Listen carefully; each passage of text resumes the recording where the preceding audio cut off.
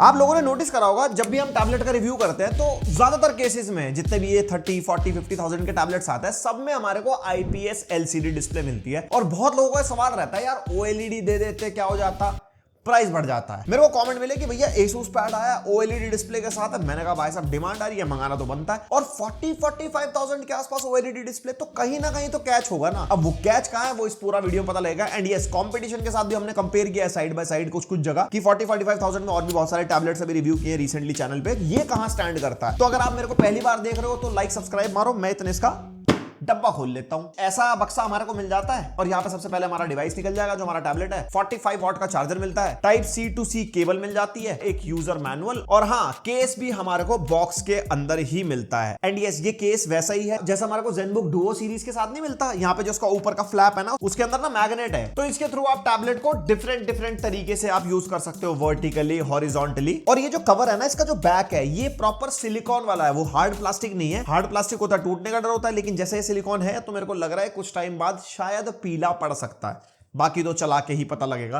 And yes, pricing यहाँ पे जो 8/128 GB है वो 45,990 का है और 8/256 GB 49,990 का है। एंड कंपटीशन अगर आप देखते हो 2-3 हजार ऊपर नीचे करके मोटोपैड 70 Pro या Lenovo का आइडिया टैब Pro Gen 2, दोनों सेम ही टैबलेट है, दोनों का रिव्यू है, सारी चीजें सेम होते हैं, सिर्फ यूआई अलग होता है। ये टैबलेट्स भी हमारे को 40-50,000 के बीच में मिलता है। और OnePlus का पैड 3 भी काफी इंटरेस्टिंग चॉइस आज की रेट में, जो 50,000 रुपीज का 12/256 GB मिल रहा है। तो क्या वो आपको कंसीडर करनी चाहिए या फिर ये टैबलेट कैसा है वो सब मैं आपको बताऊंगा। एंड डिजाइन से शुरू करते हैं। यहाँ पे ना 12.2 इंचेस का ये टैबलेट है। यूजुअली साइज हमारा या तो 11 इंचेस होता है या 13 इंचेस होता है, ये 12.2 इंचेस थोड़ा उसके बीच में है। एंड साइज काफी अच्छा है, अच्छा लगता है टैबलेट दिखने में। तो व्हाइट कलर का है, पीछे एसूस की ब्रांडिंग है, बहुत ही प्रीमियम फील में है। लेकिन एक जगह इस प्राइस पॉइंट पे प्रीमियम फील नहीं देता, वो है इसका फ्रेम। मेरे को लगा था मेटल का है क्योंकि ये सिल्वर कलर का है, और जब मैंने क्लोजली चेक करा तो यार ये पॉलीकार्बोनेट है। मेरे हिसाब से मेटल फ्रेम होना चाहिए था, वो एक अलग ही प्रीमियम वाइब देता। बाकी पीछे कैमरा मॉड्यूल मिल जाता है जिसमें सिंगल ही कैमरा, एक फ्लैश है, नीचे की तरफ 2 स्पीकर और टाइप C 3.0 का पोर्ट, यानी कि fast data transfer and display output का सपोर्ट मिलता है, जो कि एक अच्छी चीज है। और टॉप पे भी हमारे को 2 स्पीकर मिल जाते हैं, इधर power button, volume rocker button, बाकी माइक वगैरह। और यहाँ पे मिल जाती है हमारे को ट्रे जिसके अंदर आप सिर्फ SD कार्ड डाल सकते हो। अप टू 1 TB तक का SD कार्ड ये सपोर्ट करता है, कोई भी सिम नहीं चला पाओगे, यानी कि एक 5G टैबलेट नहीं है, वाईफाई ओनली है। बाकी यार इन हैंड फील काफी बढ़िया है भाई इस टैबलेट की, क्योंकि इसका वेट ना 520 ग्राम्स के आसपास है। नॉर्मली दूसरे टैबलेट्स देखते हैं ना जो हम 13 इंचेस के आसपास के, वो 600 ग्राम्स तक होते हैं, तो ये काफी बढ़िया फीलिंग देता है इन हैंड। और पतला दुबला सा भी है, इसकी थिकनेस सिर्फ 6.5 mm है। And the highlighting part of this tablet which is display. इसके अंदर हमारे को 12.2 इंचेस की 2.8 की रेजोल्यूशन वाली,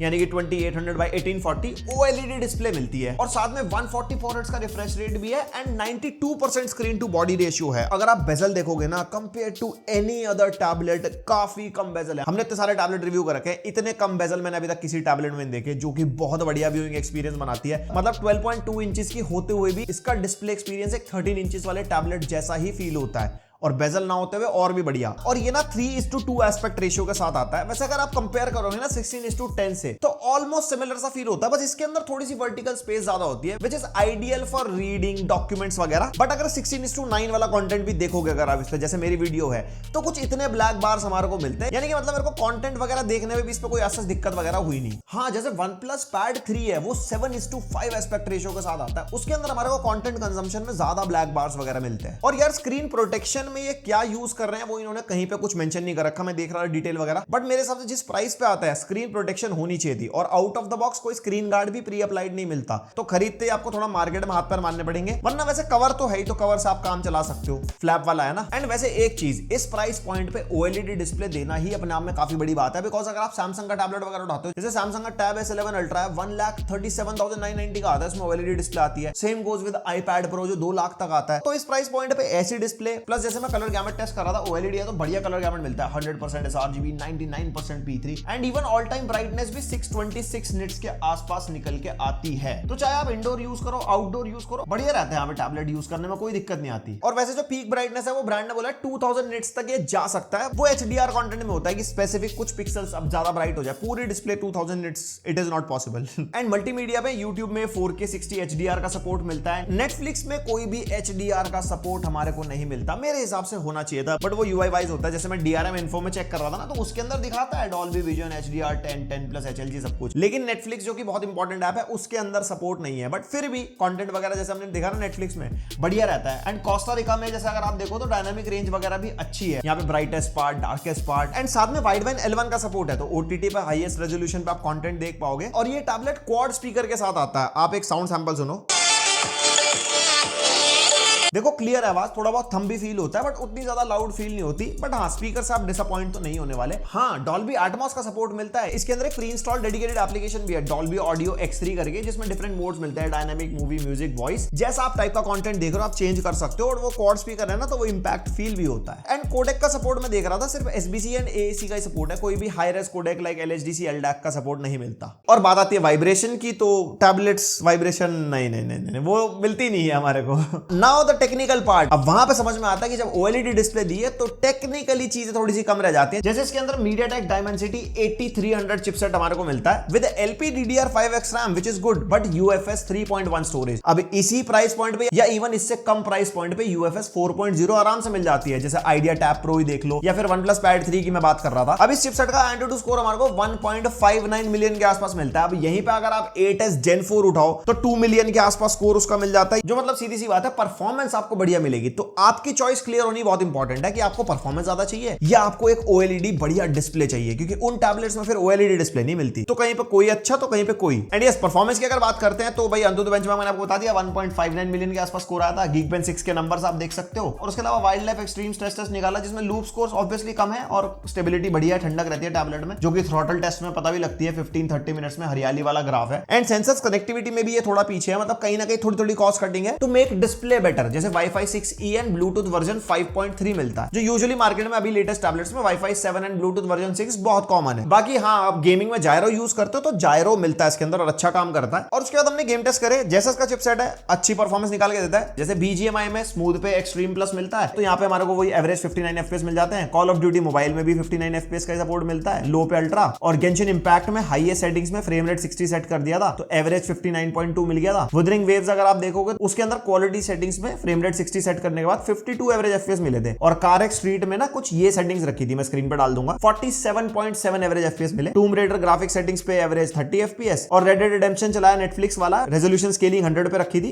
एवरेज 24 FPS निकल के आ पाए। तो रेजोल्यूशन थोड़ा कम करना पड़ेगा आपको अगर थोड़े ज्यादा FPS चाहिए। और नेवरनेस टू एवरनेस टेस्ट किया, सिनेमैटिक सेटिंग्स पे फ्रेम रेट 60 सेट कर दिया था, एवरेज 58.6 FPS हमारे को मिल जाते हैं। एंड अगर आप गेमिंग में टेंपरेचर्स वगैरह भी देखोगे ना, तो एवरेज 38 to 40 डिग्रीज तक है, तो मतलब टैबलेट इतना कोई खास गर्म नहीं होता, हल्का सा वार्म फील होता है। एंड गेमिंग के मामले में कह सकता हूं, जिस टाइप के गेम्स हम सारे टैबलेट्स में टेस्ट करते हैं, ये वाले गेम्स अगर आपको खेलने तो आप इस पे आराम से खेल पाओगे, मतलब आपको कोई डिसअपॉइंटमेंट तो नहीं होने वाली। बाकी हाँ, एक्सेसरीज अगर हम Idea Tab Pro की बात करते हैं, जो हमारा 43-44,000 का आता है, स्टाइलस उसके बॉक्स में मिलता है, इसके बॉक्स में हमारे को स्टाइलस नहीं मिलता। वैसे स्टाइलस का सपोर्ट है टैबलेट के अंदर। Asus Pen 2.0 आपको सेपरेटली बाय करना पड़ेगा, 5000 रुपीज का है, वो चलता है इसके ऊपर। हाँ, वैसे Asus Pen 2.0 हमारे पास था, हमने टेस्ट किया इसके ऊपर, तो देखो यूज करने में बढ़िया है। यहाँ पे 3.76 मिलीसेकंड की लेटेंसी मिलती है, तो मतलब ऐसी कोई दिक्कत नहीं है, कैजुअल यूसेज के लिए अच्छा है। 4096 लेवल ऑफ प्रेशर सेंसिटिविटी मिल जाती है, तो नॉर्मल राइटिंग वगैरह के लिए या बेसिक स्केचिंग वगैरह के लिए भी ठीक है। और ये ब्लूटूथ पेयरिंग के साथ आता है, फंक्शन बटन्स वगैरह मिल जाते हैं इसके ऊपर, जैसे एक इरेज बटन है ऊपर वाला, और नीचे की तरफ एक और दूसरा बटन है जो एक तरीके से माउस क्लिक की तरह काम में आता है। बाकी हाँ, स्टाइलस से रिलेटेड कोई भी डेडिकेटेड एप्लीकेशन वगैरह नहीं है इसके अंदर, और हाँ, कोई भी डेडिकेटेड कीबोर्ड नहीं है इसके साथ,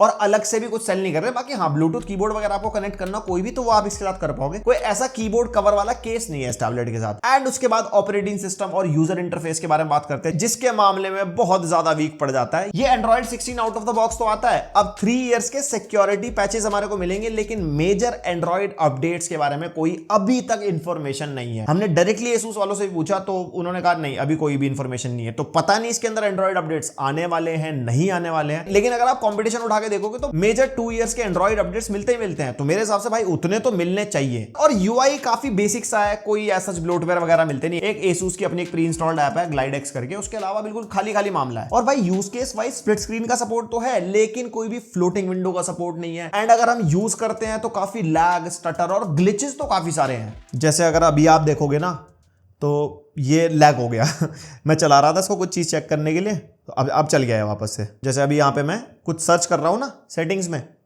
अगर आपको दिख पा रहा हो, तो यहाँ पे मैं टाइप कर रहा हूँ, यहाँ पे तो लिखा आ रहा है, लेकिन ऊपर लिखा नहीं जा रहा। तो ये ग्लिच वगैरह है इसके यूआई के अंदर। उसके अलावा normal day to day usage में भी भाई काफी ग्लिच और काफी लैग्स एंड स्टटर फील होते हैं। और बाकी Asus Glide X हमारे को प्री इंस्टॉल्ड मिलता है इसके अंदर, जिसके थ्रू आप क्रॉस डिवाइसेस में वायरलेसली फाइल्स ट्रांसफर कर सकते हो। मतलब मैकबुक और विंडोज दोनों में सपोर्ट करता है। स्क्रीन मिररिंग हो जाती है, रिमोट एक्सेस वगैरह भी आप कर सकते हो। लेकिन जब मैंने उसको मैक के अंदर चलाया तो यहाँ पे फाइल ट्रांसफर का ऑप्शन तो आ रहा था, बट स्क्रीन मिररिंग के लिए ना सिर्फ यूएसबी का ही ऑप्शन शो कर रहा था, वायरलेसली नहीं हो रहा था। बट विंडोज से जब हमने कनेक्ट किया तो उसमें screen mirroring file transfer wirelessly हो रहा था। और 2026 में टैबलेट लॉन्च किया। एआई के नाम पे कोई फीचर नहीं है पूरे यूजर इंटरफेस के अंदर, क्योंकि वही एंड्रॉइड बेस्ड है, तो बस जेमिनाई वगैरह आपको मिलता है। कोई भी डेडिकेटेड नोट्स की ऐप, कोई गैलरी में एआई फीचर कुछ नहीं है। जो भी चलाना पड़ेगा Google photos, Google keep notes, वही सब चलाओगे, अपना इनका कुछ नहीं है। तो मतलब एकदम क्लीन मामला है। और यहाँ पे जो फ्रंट कैमरा है इसका 5 मेगापिक्सल है, बैक कैमरा 13 मेगापिक्सल मिलता है। और बैक कैमरा से कुछ ऐसी क्वालिटी मिल जाती है, 4K का सपोर्ट है, 4K 30 FPS बैक कैमरा से हम रिकॉर्ड कर सकते हैं। बाकी तो आप बताओ कमेंट करके कैसे लगी कैसे नहीं। और ये इसका फ्रंट कैमरा का वीडियो सैंपल है, 1080p 30 FPS पे रिकॉर्ड करता है ये, और क्वालिटी बस ठीक ठीक ही है। मुझे लग रहा है फोकस भी नहीं कर पा रहा है ढंग से।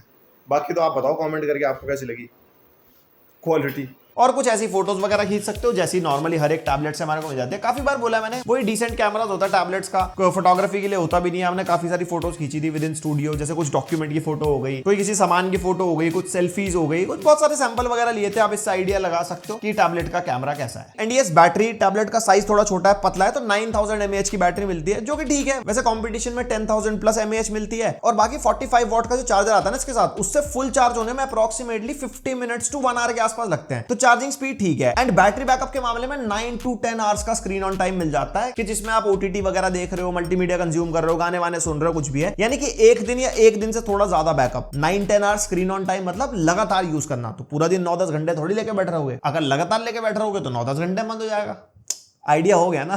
तो यार ये था Asus पैड का पूरा रिव्यू मेरी तरफ से। एंड ये 45 to 50,000 रुपीज का जो टैबलेट है ना, मेरे हिसाब से बस यूआई वाइज इनको इंप्रोवाइज करना चाहिए। चिपसेट प्राइस वाइज ठीक है, बिकॉज डिस्प्ले काफी अच्छी है, OLED डिस्प्ले बहुत बढ़िया फील होती है, Type-C 3.0 का पोर्ट है। ओवरऑल टैबलेट में सिर्फ यूजर इंटरफेस एक बड़ा डील ब्रेकर है। उसके अलावा मुझे इस टैबलेट में वैसे कोई दिक्कत नहीं लगी। किसी को OLED डिस्प्ले चाहिए तो एक बजट में भी अब टैबलेट है हमारे पास। क्या दिन आ गए हैं, 50,000 बजट होने लग गया है। अब महंगाई बहुत बढ़ गई ना भाई साहब। बाकी मैं चाहूंगा Asus अपने यूजर इंटरफेस पे काम करे टैबलेट के लिए स्पेसिफिकली, क्योंकि टैबलेट के लिए यूआई बहुत इंपॉर्टेंट है। स्टूडेंट्स लोग यूज करते हैं, वर्किंग प्रोफेशनल यूज करते हैं। और अपडेट्स वगैरह के बारे में इनके पेज पे अपडेट कर देंगे कितने साल के एंड्रॉइड अपडेट्स वगैरह मिलने चाहिए। अब अगर कंपटीशन उठाते हैं तो देखो मोटोपैड 70 Pro और आइडिया टैब Pro Gen 2 है, जो दोनों सेम ही टैबलेट है, बस अलग अलग नाम से बिकते हैं। और वो आपको आज की डेट में 40 to 45,000 के आसपास मिल जाएंगे, जिनके stylus within the box मिल जाता है। उसके अंदर आपको IPS LCD डिस्प्ले मिलती है, लेकिन साथ ही में better performance like Snapdragon 8S Gen 4 मिल जाएगा, UFS 4.0 स्टोरेज मिल जाती है, और कनेक्टिविटी में भी Wi-Fi 7 एंड ब्लूटूथ वर्जन 6 मिल जाता है। एंड मेजरली यूजर इंटरफेस, उनका यूजर इंटरफेस काफी फीचर रिच है। दोनों टैबलेट्स का रिव्यू है चैनल पे, एक बार देख लेना वो वाली वीडियो। अच्छी परफॉर्मेंस, अच्छा यूआई, सिमिलर या थोड़े कम प्राइस पे, तो ये दो ऑप्शन भी है। उसके अलावा आता है OnePlus Pad 3, उसके अंदर भी हमारे को स्नैपड्रैगन 8 Elite मिल जाता है। परफॉर्मेंस देखो उसकी भी अच्छी हमारे को मिल जाती है, और OnePlus का ऑपरेटिंग सिस्टम अपने आप में काफी ज्यादा अच्छा है। बट अगर आप मेरे से पूछोगे मोटो पैड और लिनोवो वाले यूआई और OnePlus वाले कंपैरिजन में, तो मैं मोटो लिनोवो वाला थोड़ा ज्यादा बेटर कहूंगा, क्योंकि उसके अंदर कुछ फीचर्स ऐसे हैं जो काफी बढ़िया हैं, जैसे पीसी मोड वगैरह मिल जाता है टैबलेट के अंदर हमारे को। बाकी OS अपडेट्स वगैरह भी इन टैबलेट्स के अंदर हमारे को 2 इयर्स के मिलते हैं, जो कंपनी ने प्रॉमिस करे हैं, और 4 इयर्स के सिक्योरिटी पैचेस मिल जाते हैं। तो overall there are other options अभी के टाइम पे। Asus वाला टैबलेट भी काफी अच्छा होता है अगर थोड़ा यूजर इंटरफेस और बेटर होता। बाकी आपको कैसा लगा टैबलेट मेरे को बताना कमेंट करके, और किसी आइटम का रिव्यू चाहते हो, कंपैरिजन चाहते हो, कुछ भी बताओ वो भी, और लाइक शेयर सब्सक्राइब। मिलते हैं नेक्स्ट वीडियो, अब तक के लिए बाय।